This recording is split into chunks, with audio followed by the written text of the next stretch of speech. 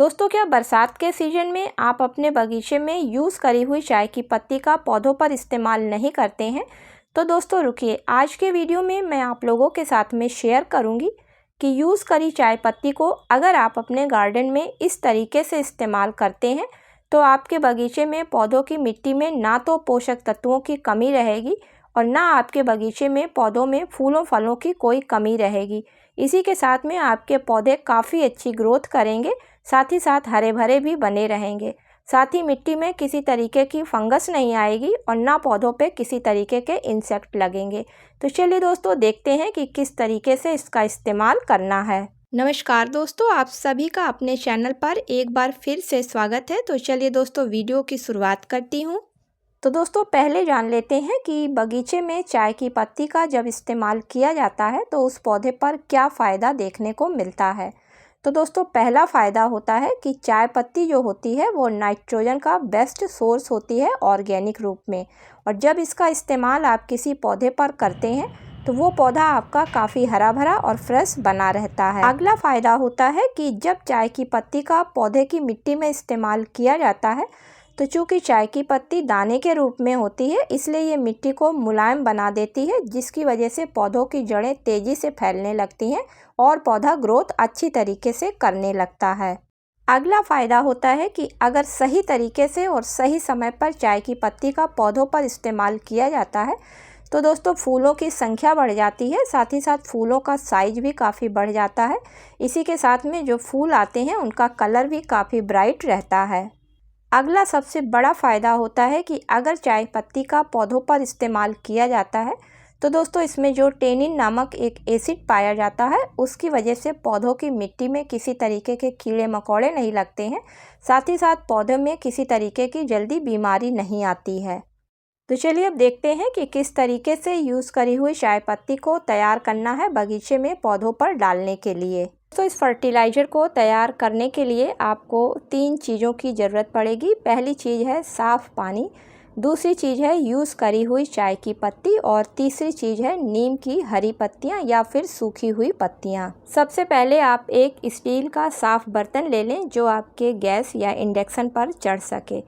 इसके बाद इसमें आप 4 चम्मच यूज़ करी हुई चाय की पत्ती को ले लें, क्योंकि दोस्तों यूज़ करी हुई चाय की पत्ती से लगभग 70 से 75% पोषक तत्व बाहर निकल चुके होते हैं चाय बनाने में।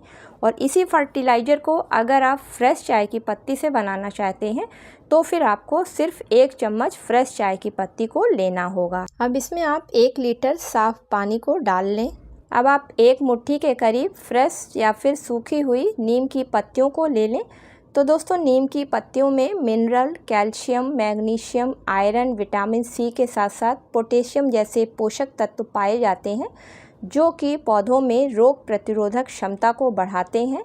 इसी के साथ में इसमें एंटीबैक्टीरियल, एंटी फंगस और एंटीवायरल जैसे भी गुण पाए जाते हैं, जिसकी वजह से पौधों में किसी तरीके के बैक्टीरिया, फंगस या फिर वायरस वगैरह नहीं लगने पाते हैं। अब इन दोनों चीज़ों को आप धीमी आंच पर कम से कम 10 से 15 मिनट के लिए छोड़ दें पकने के लिए।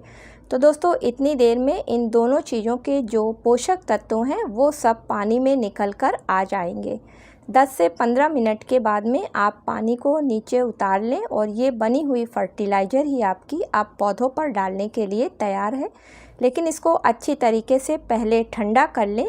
ठंडा करने के बाद में इसको आप छान लें और आप छानने के बाद में जो आपकी नीचे की फर्टिलाइज़र तैयार हुई है इसको पौधों पर किस तरीके से देना है चलिए आगे वीडियो में देखते हैं। तो दोस्तों ये बनी हुई फर्टिलाइज़र पौधों पर फर्टिलाइज़र का भी काम करेगी, फंगीसाइड का भी काम करेगी और इंसेक्टिसाइड का भी काम करेगी।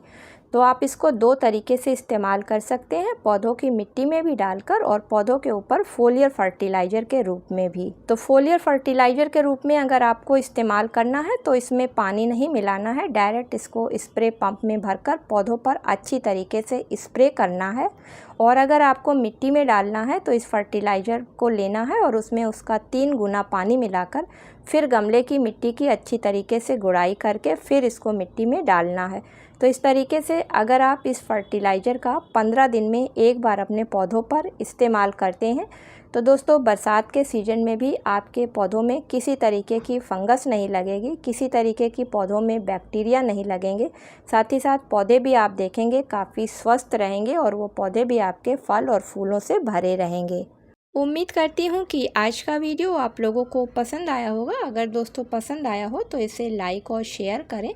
मिलती हूँ किसी अगले वीडियो में किसी नई जानकारी के साथ में। तब तक के लिए दोस्तों हैप्पी गार्डनिंग।